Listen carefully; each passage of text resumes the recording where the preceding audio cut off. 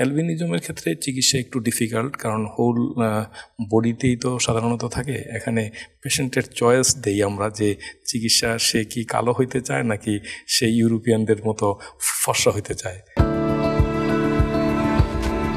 তো যখন এরকম অ্যালবিনিজম ডায়াগনোসিস হয়ে যায়, এক্ষেত্রে স্যার কি কি ট্রিটমেন্ট মডালিটিস আছে?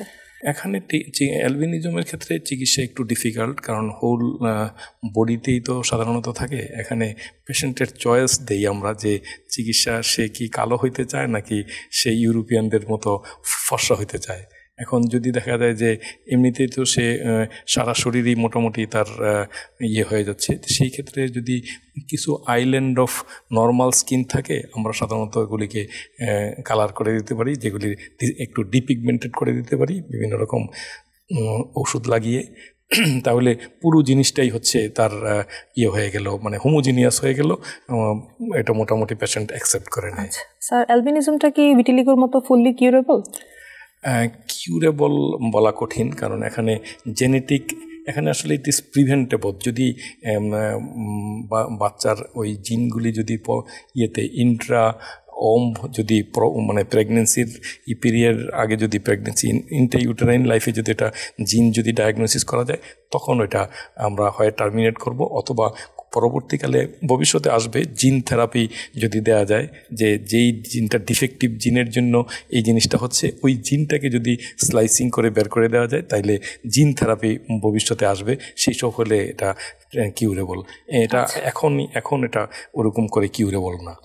স্যার, আমরা অনুষ্ঠানের একদম শেষ পর্যায়ে চলে এসেছি। আজকের আলোচনা সম্পর্কে দর্শকদের উদ্দেশ্যে যদি কোনো পরামর্শ থাকে। আমি দর্শকদের উদ্দেশ্যে এই ভিটিলিগোর প্রাককালে যেটা বলতে চাই সেটা হচ্ছে, ভিটিলিগো, অ্যালবিনিজম, এইসব ডিজিজগুলি কোনোটাই হচ্ছে ছোঁয়াচে ডিজিজ না, 1 নম্বর। 2 নম্বর হচ্ছে, এবং পেশেন্ট এই জিনিসগুলিকে চিকিৎসা করলে ভালো হয়ে যায়। যেমন ভিটিলিগোর ক্ষেত্রে আমি যেটা বলেছি যে সব ধরনের ভিটিলিগোরই কিছু মেডিকেল ম্যানেজমেন্ট আছে, মেডিকেল চিকিৎসা করলেই ভালো হয়ে যায়। যেগুলি ভালো হয় না সেগুলির সার্জিক্যাল চিকিৎসা আছে, সার্জিক্যাল ট্রিটমেন্ট আছে, খুব প্রমিজিং রেজাল্ট পাওয়া যায়।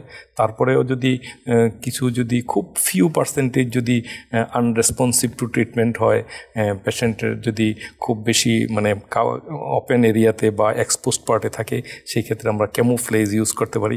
মোট কথা মানে সব ধরনের ভিটিলিগোই মানে আন্ডার আওয়ার কন্ট্রোল। এটা মেডিকেলি হোক, সার্জিক্যালি হোক, বাই ইউজিং ক্যামোফ্লেজ হোক, এটা আমাদের ইট ইজ আওয়ার কন্ট্রোল। অতএব মোটামুটি ভিটিলিগো নিয়ে মানে চিন্তার কোনোই কারণ নাই।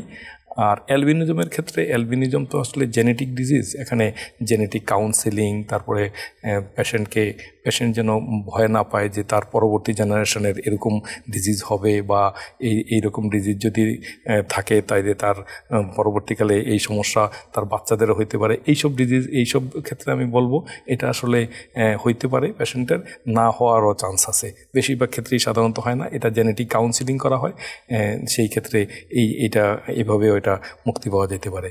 তো এই ডিজিজ কোনোটাতেই আমরা ঘাবড়াবার কোনো কারণ নাই, এটাকে আমাদের খুব সহজ করে মেনে নিতে হবে। এবং এগুলির যে কোনো সমস্যা হলেই আপনি ডার্মাটোলজিস্ট, আপনার নিকটস্থ ডার্মাটোলজিস্টের সাথে পরামর্শ করবেন, তাহলে উনি আপনাকে ভালো সমাধান দিতে পারবেন।